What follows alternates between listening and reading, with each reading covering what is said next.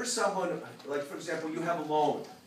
Okay, what is a loan? A loan is a promise to pay back money that you receive from the bank, right? And who holds the loan? The bank. But the banks sometimes do what with your loans?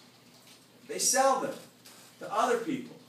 And you can wind up basically taking a loan at one bank and then ultimately paying back, or basically having that loan owned by another agency. Okay? So, and frankly, any kind of contract, because really a loan is a contract between you and an agency that you agree to pay on a monthly installments, money plus interest, or whatever the contract holds. Well, any kind of contract basically becomes, when you think about it, has a value, because it has a future. When we say a contract has a value, it can be monetized. There's a commitment of a future flow of income, okay, that's there. So what began to happen is banks began to sell contracts. Now, a contract is valuable as long as it's what? Fulfilled. So if you're beginning to sell loans, okay, as instruments, they become money-making instruments. What begins to happen is that if people stop paying back those loans, they go default. So you wind up basically being held accountable for a bad contract. Is everybody with me? And that's what essentially happened. What happened in the United States, people would buy a house that was worth $500 million, that was valued for $500 million, right? Okay, you buy a house for $500 million. Now, in Kuwait, a lot of you guys do cash. Okay, a lot of people here cash. But in the United States, you don't do cash. What do? You get a loan. So you may put down $100,000 for a house, or $200,000, depending on what you have from the previous house that you sold. So let's say it's worth $500,000.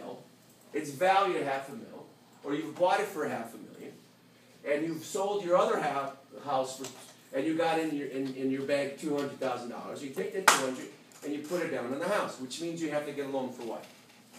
$300,000. So now you have this contract with the bank that you have to pay over 20 years or whatever the contract holds, right? Or it says you have to pay per month that amount plus whatever interest that you agreed to pay the bank. But what do we know about homes? Their value goes up and down. So let's say the value of your house goes down by 50%. So if the house was valued at 100, at 500, and it's dropped by 50%, how much is that house worth now? 250. But what's your loan? For how much? 300. So you're basically paying a loan that values your house worth more than you're actually going to get for it. Do you see the problem here? Okay?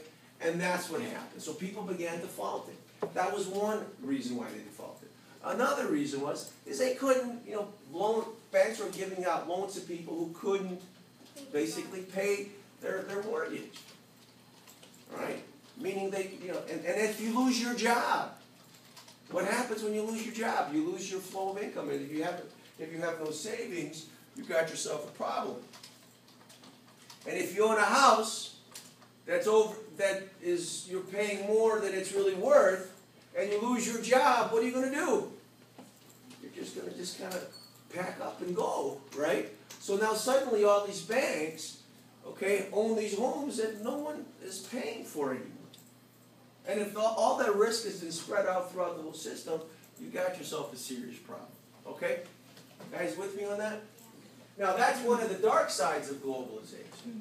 And that is it's the ease of these transactions has gone, or the cost of these transactions, or the ability to engage in these transactions has increased, but without the proper monitoring and rules and regulations governing what should or shouldn't be done, you have potential catastrophes.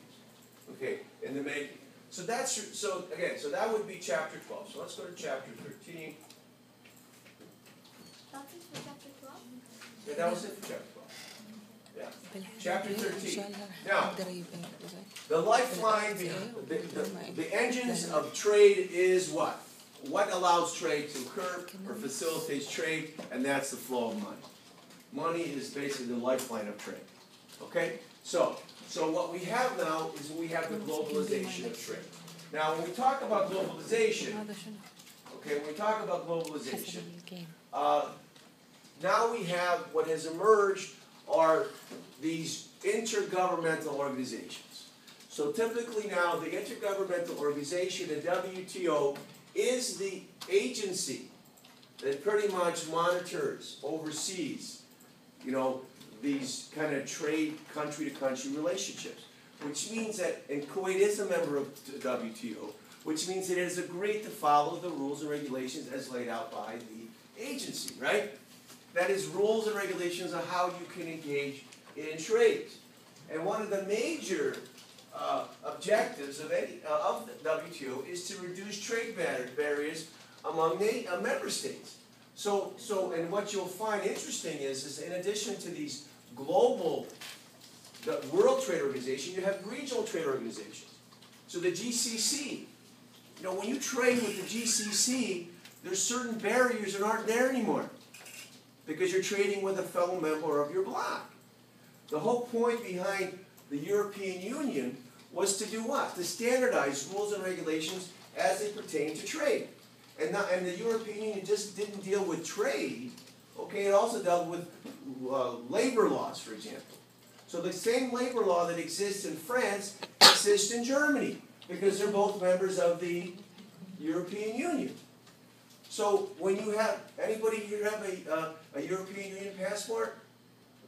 Right, so you can go from place to place, right? So where's your family from? Where? Italy. So if you go to Italy or you go to Spain, it's just like going from one place to the other. You have basically, so in other words, if I'm Italian and I want to work in Germany, right? The same. So basically, it's not that hard anymore. Whereas before the European Union, let's say if I was in Europe in 1982, okay, think about it. If I'm in Spain in 1982 and I want to go from Spain to Switzerland, guess what I got to do? When I get to the border of Spain and Switzerland, you know what happens? I got to get off of one train and get onto another train. That's before your time. Why?